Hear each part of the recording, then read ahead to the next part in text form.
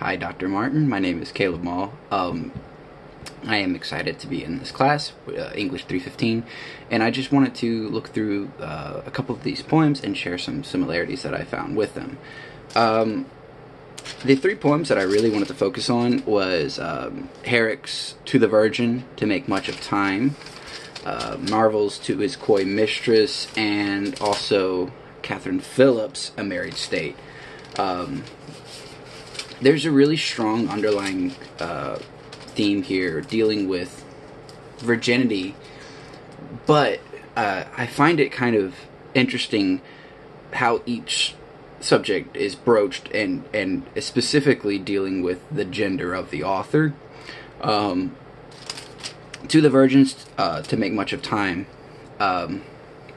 it's pretty clear what this poem has a message about. It's talking about that you don't want to be a virgin forever. There's going to be eventually a point as a woman that you're just not going to be wanted anymore. That age is best, which is the first, when youth and blood are warmer, but being spent the worse and worse, time still seeks the format.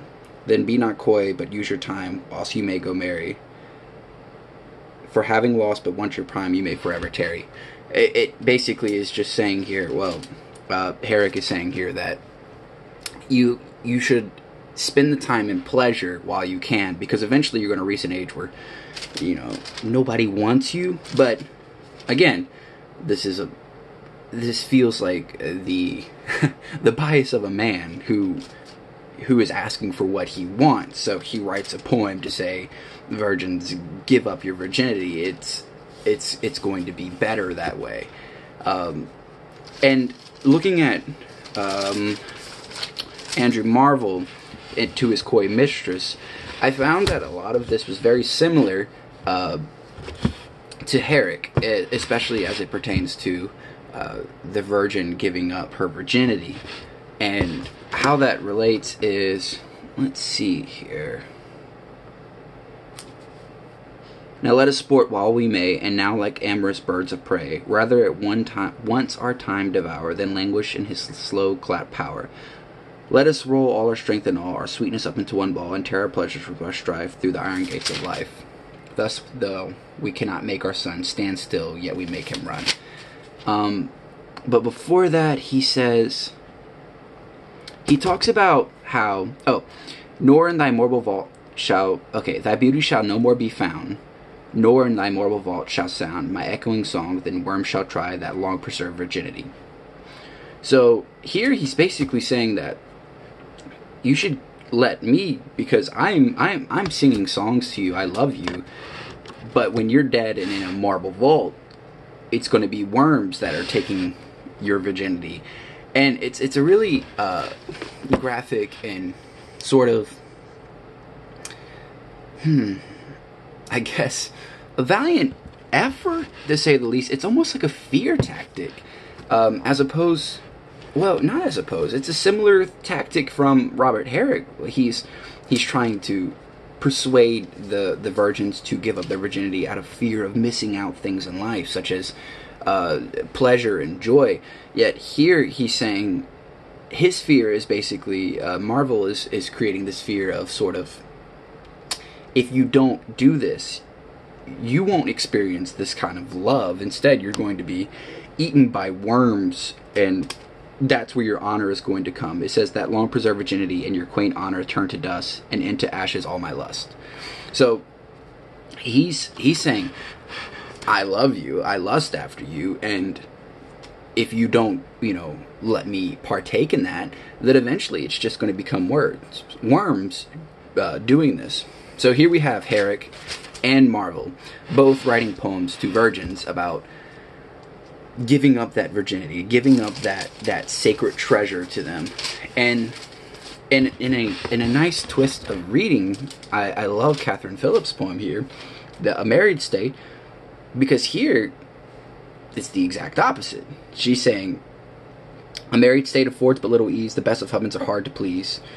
And my favorite here that kind of translates and kind of brings this together is, a virgin state is crowned with much content. It's always happy as it is innocent. No blustering husbands to create your fears. to create your fears, no pangs of childbirth to extort your tears. So here, Phillips is specifically calling out that virginity is a happy and innocent time, and that there are husbands there to create your fears. And how more poignant or true can that be than having Andrew Marvell and Herrick writing poems to put fear into virgins to giving up their virginity. And here Catherine Phillips is saying the opposite. She's saying, no, don't. You will be happy and innocent, as opposed to when you do give up your virginity and you get married, you're going to be having fears and children's cries and all these horrible things, these things that you don't want, because when you're a virgin, you're more free, as opposed to Marvell. No, it was actually Herrick. Herrick was saying that you're not free as a virgin. You're wasting your time. It's almost like a trap. Like you're in a box, so you should release that. Actually, it was Marvell. He was the one, because he said that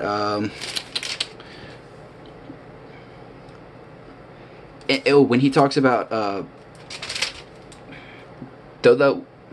though we cannot make our son stand still, yet we make him run. Because in the footnotes it talks about how Joshua talks about in the Bible how the son stands still.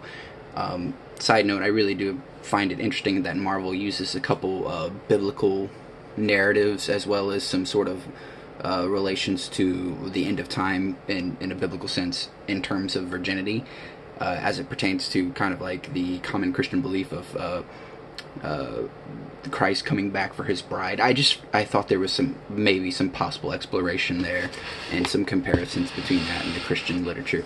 But more importantly, I found it extremely interesting how Catherine Phillips, who is a woman, writes specifically about what her perspective is on virginity and marriage and fear, and Andrew Marvell and both Herrick using fear tactics to try and coerce women into giving up their virginity through these poems of declarations of love.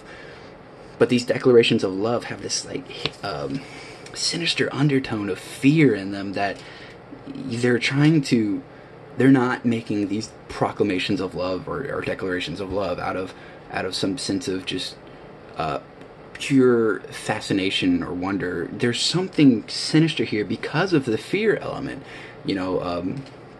If you're married or if you have girlfriend, or a boyfriend or husband or whatever people do, you don't scare your significant other.